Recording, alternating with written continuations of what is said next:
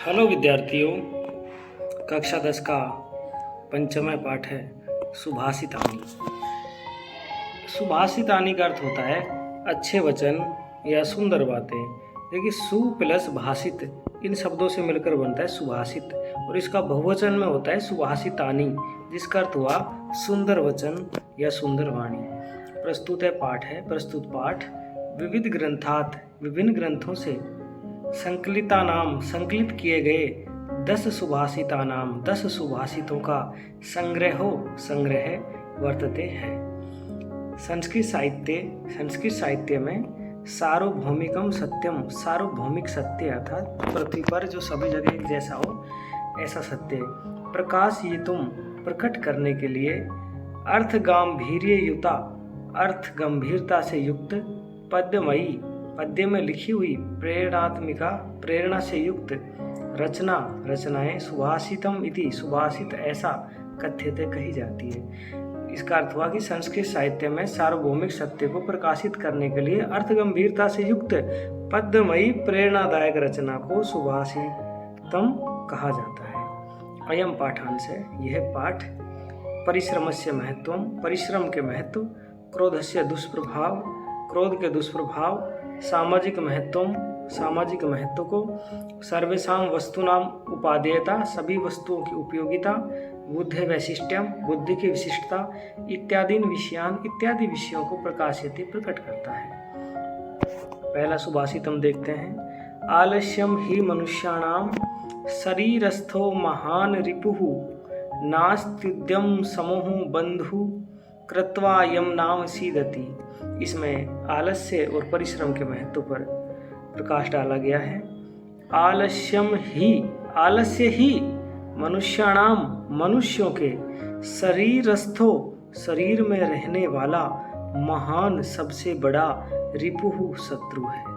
आलस्य ही मनुष्यों के शरीर में स्थित सबसे बड़ा शत्रु है। नास्ति उद्यम समो, इसमें नास्ति प्लस उद्यम प्लस समय है, 3 शब्द है। नास्ति करते नहीं है, उद्यम करते परिश्रम, समो करते समान।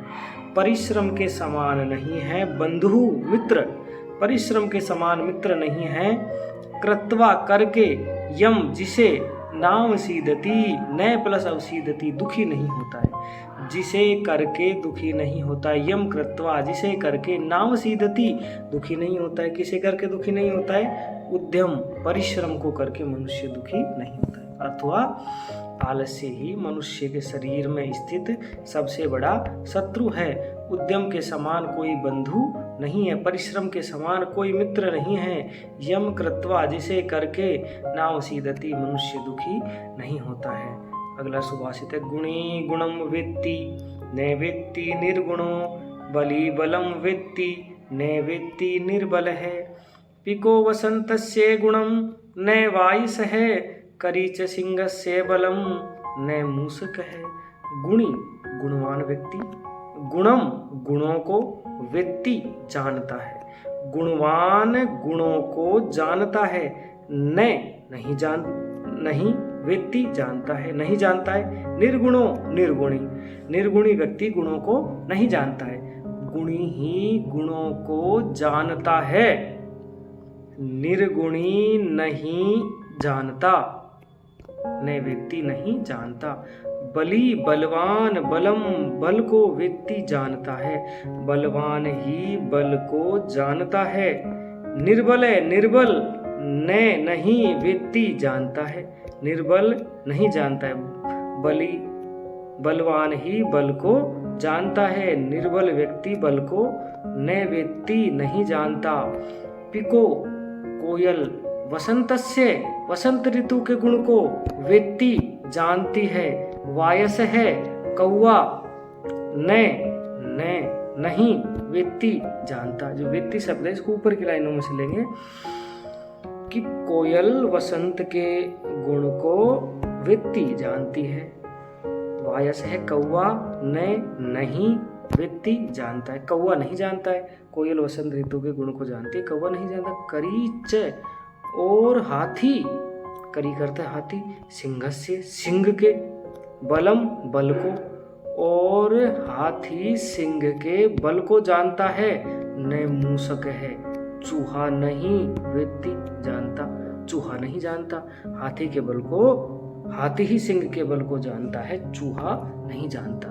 अगला है निमित्तमुद्दिश्य ही यह प्रकुप्यति, ध्रुवं स तस्यापगमे प्रसीदति। अकारण द्वेषी मनस्तु यस्य वै, कथम जनस्तं परितोषयिष्यति। निमित्तम, निमित्त का अर्थ होता है किसी कारण, उद्देश्य लेकर, कारण को लेकर या किसी कारण से ही, निश्चित रूप से किसी कारण को लेकर, यह जो प्रकुप्यति क्रोध करता है, यह जो निमित्तम उद्देश्य किसी कारण से प्रकुप्यति क्रोध करता है। ध्रुवम निश्चित रूप से, से वह, तस्यापगमे उसके हट जाने पर, उस कारण के हट जाने पर प्रसीदति प्रसन्न हो जाता है। जो किसी कारण से क्रोध करता है वह उस कारण के हट जाने पर निश्चित रूप से प्रसन्न हो जाता है। अकारण द्वेषी, बिना किसी कारण से द्वेषी द्वेष करता है। मनस्तु मन यस्य जिसका, बिना कारण के जिसका मन द्वेष करता है। कथम कैसे, जनस्तम उस व्यक्ति को परितोषयिष्यति प्रसन्न किया जाएगा। जिसका मन अकारण बिना किसी कारण से द्वेष रखता है, उसके मन को कैसे प्रसन्न किया जाएगा। कारण होने पर, उस कारण के हटने पर व्यक्ति प्रसन्न हो जाता है, लेकिन अकारण यस्य जिसका मनस्तु मन दोषी है, कथम जनस्तम उस व्यक्ति को कैसे परितोषयिष्यति प्रसन्न किया जाएगा। अगला है उदीरितो अर्थ है पशुनापि गृह्यते, हयाश्च नागाश्च वहन्ति बोधितः, अनुक्तमप्युहति पंडितो जनः, परेंगित ज्ञान फला हि बुद्धये। उदीरितो अर्थ है, उदीरित का अर्थ कहे गए, अर्थ है अर्थ को पशुनापि पशु भी गृह्यते ग्रहण कर लेते हैं। कहे गए अर्थ को पशु भी ग्रहण कर लेते हैं। हयाश्च घोड़े, नागाश्च और हाथी, घोड़े और हाथी, वहंती समझ जाते हैं, बोधिता समझाने पर, ट्रेनिंग देने पर हाथी और घोड़े भी सीख जाते हैं। वहंती बोधिता, बोधिता करते समझाने पर अर्थात ट्रेनिंग देने पर। हाथी और घोड़ों को जब ट्रेनिंग देते हैं तो वो भी वैसा ही करने लगते हैं, नाचना सीख जाते हैं, और जो सारथी है जो उनको चलाता है महावत है उनकी बातों को मानने लगते हैं। तो ये कहा उदीरी तो अर्थ है, कहे गए अर्थ को पशु नापी पशु भी गृह्यते ग्रहण कर लेते हैं। नागाश्च हयाश्च, हयाश्च अर्थात घोड़े, नागाश्च अर्थात हाथी, वहंती समझ जाते हैं। बोधिता समझाने पर, ट्रेनिंग देने पर हाथी भी और घोड़े भी समझ जाते हैं। अनुक्तम अपि उहति और बिना कहे ही समझ जाते हैं। पंडितो जने, पंडित लोग, कहने पर तो हाथी घोड़े भी समझ जाते हैं, पशु भी समझ जाते हैं, लेकिन पंडितो जने पंडित लोग, ज्ञानी लोग, अनुक्तम अपि उहति बिना कहे ही समझ जाते हैं। परिंगित ज्ञान फला, परिंगित दूसरे के द्वारा इशारे में कहे गए ज्ञान फला, ज्ञान के फल को ही निश्चित रूप से बुद्ध है, बुद्धि से। पंडित लोग, पंडितो जने पंडित लोग, अनुक्तम अपि उहति बिना कहे ही समझ जाते हैं, बुद्ध है बुद्धि से। परिंगित ज्ञान फला, दूसरे के द्वारा इशारे में कहे गए ज्ञान को, अर्थात समझदार लोग इशारे में समझ जाते हैं। अगला सुभाषित है क्रोधो ही शत्रु प्रथमो नराणाम, देहे स्थितो देहे विनाशनाय, यथा स्थित काष्ठगतो हि वह्नि, स एव वह्निर्दहते शरीरम। क्रोधो ही, क्रोध ही निश्चित रूप से क्रोध, शत्रु शत्रु है, प्रथमो पहला, नराणाम मनुष्यों का। क्रोध मनुष्यों का पहला शत्रु है। तो छोटा प्रश्न, मनुष्यों का पहला शत्रु कौन है? क्रोध हो, क्रोध। देह स्थितो, देह में रहने वाला, देह विनाशाय, देह के विनाश करने वाला, या देह के विनाश के लिए, देह का विनाश करने वाला और देह के अंदर रहने वाला क्रोध ही मनुष्यों का प्रथम शत्रु है। यथा स्थित है, जैसे रहता है, काष्ठगतो, काष्ठ के अंदर, वहनी ही अग्नि, जैसे अग्नि लकड़ी के अंदर रहता है, काष्ठगतो अर्थात लकड़ी के अंदर, से एव वही, वही अग्नि, वहनी अग्नि दहते जलाता है शरीरम शरीर को, वही अग्नि उस लकड़ी के शरीर को जला देता है जो उसके अंदर रहता है। उसी प्रकार क्रोध मनुष्य के अंदर रहता है और ये भी मनुष्य को जला सकता है, क्रोध उस अग्नि की तरह।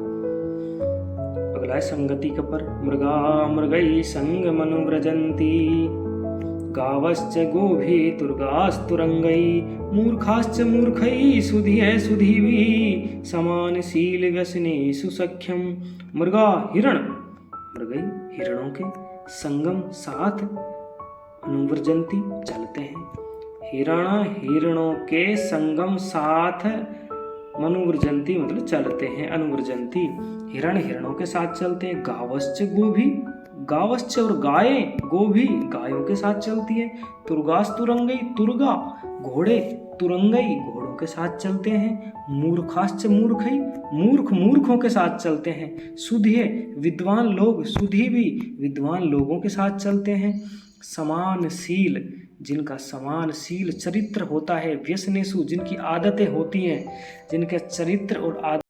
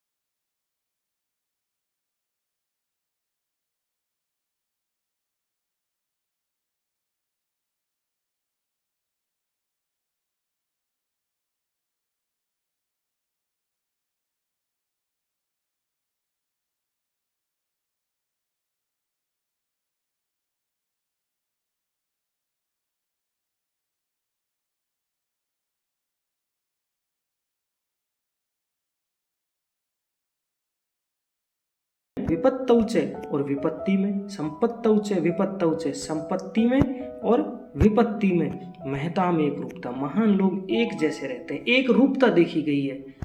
संपत्ति के समय अर्थात उत्थान के समय जब वो जीवन में बड़ा ऐश्वर्य प्राप्त कर रहे थे, आगे बढ़ रहे थे। विपत्तौ च, जब उनके जीवन में विपत्तियां आ रही थी।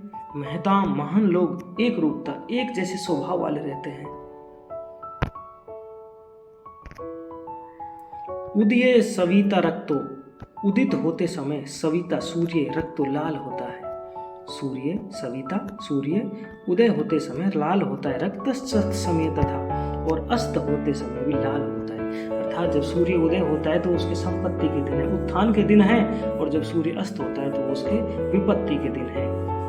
तो सूर्य जब उदय होता है तब भी लाल होता है, और अस्त होता है तब भी लाल होता है। उसी प्रकार जब किसी महापुरुष का उत्थान होता है, वो ऊंचाइयों को छूता है, उसके घर में संपत्तियों का निर्माण होता है, तब भी वो वैसा ही स्वभाव बनाए रखता है। और जब उसके जीवन में मुसीबतें होती हैं तब भी वो अपना स्वभाव वैसा ही बनाए रखता है। यही महान लोगों की महानता है।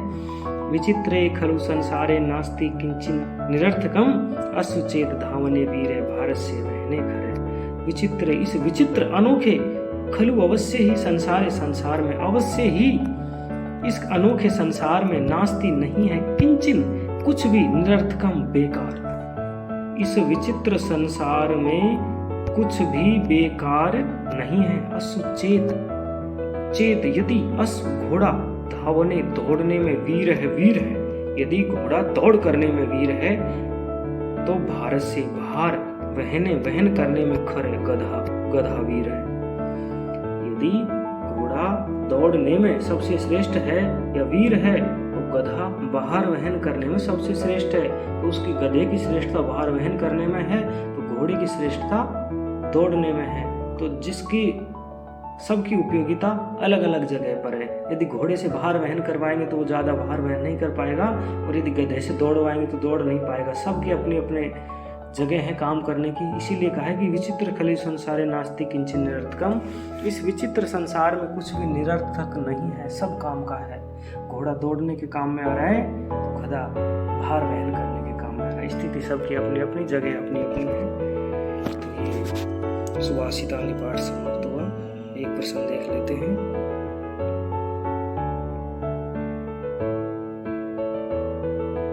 मनुष्याणाम महान रिपुः है, मनुष्य को महान शत्रु कौन है? तो आलस्यम। गुणी किम वेत्ति, गुण क्या जानता है? गुणों को। गुणी गुणम वेत्ति, गुणम केषां संपत्तौ च विपत्तौ च महताम एक रूपता। किनकी संपत्ति और विपत्ति में एक रूपता रहती है।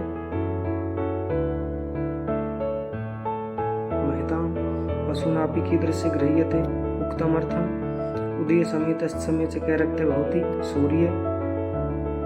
तो इसमें ये कह रहा है कि किन की संपत्ति और उत्पत्ति में महान एक रूपता रहती है। तो ये महताम ही उत्तर है इसमें।